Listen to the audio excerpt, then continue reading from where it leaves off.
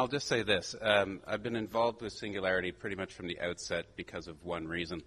I'd been working with a number of different universities in Western Canada and beyond, trying to figure out ways to integrate and multiple technologies to do the synthetic biology that I was telling you about yesterday.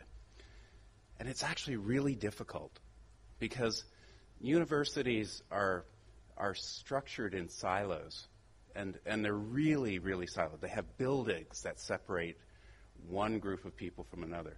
So you get science over here, and chemistry over there, and medicine over there, and engineering over there, and the people don't talk to each other.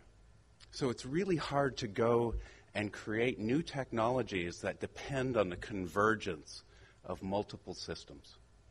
And it was just really frustrating. And after spending 6 months with one university trying to explore how to integrate these different departments to go and do this process of synthetic biology, which is part computing, part engineering, part medicine,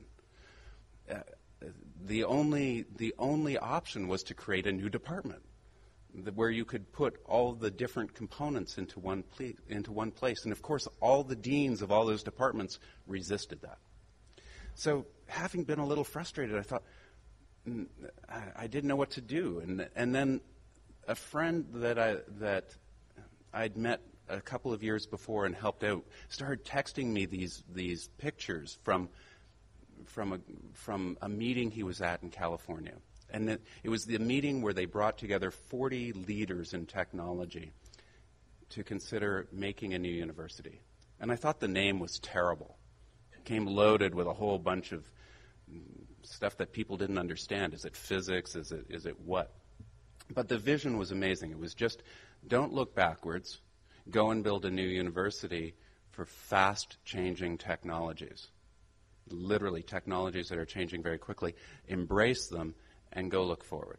And it's a little odd. It's very fringy in some ways. But I've been with this group since 2009, and I've never had to push an idea uphill. More than that, I'm a conservative in this university compared to people like Jose and our chairman, Ray Kurzweil. And so it's like I'm practical. And yet, so I learn how to push my boundaries out a little bit more and accept things. And I don't always agree with them. Sometimes I argue with them.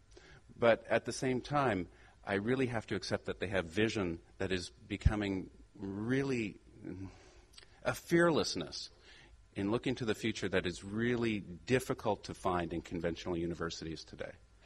And so it's only 4 years old. Our alumni group is small.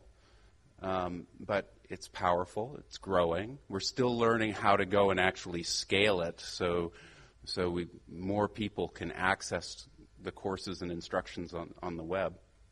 But one thing that I've really appreciated is the executive programs. The executive programs is where I've been focusing more and more because we get they're expensive. That's a big filter. But we end up getting these people coming in from leaders in all these different industries that have never talked to each other. They've never talked to each other for the most part because, as you know, in corporations, you get firewalled. You can't go and talk to the next corporation very easily. And they come in, we get about 80 of them now coming together, and they work together for either 4 days or 7 days, and they get bombarded with information, and it cracks their brain open because chances are they've been down so deep in their one industry or organization or specialty, and you just see them wake up. All of a sudden, they're not talking about doom and gloom and the economic crisis or the challenges of running their business. It's like, what? Wow, the future is amazing. And we have the tools and resources to go and start moving in that direction. I've watched literally the leaders of some of these organizations transform. And I would like to bring that same type of spirit to every individual everywhere. And I think this is why I still end up spending so much time working with Singularity University. Thanks. I hope you check it out.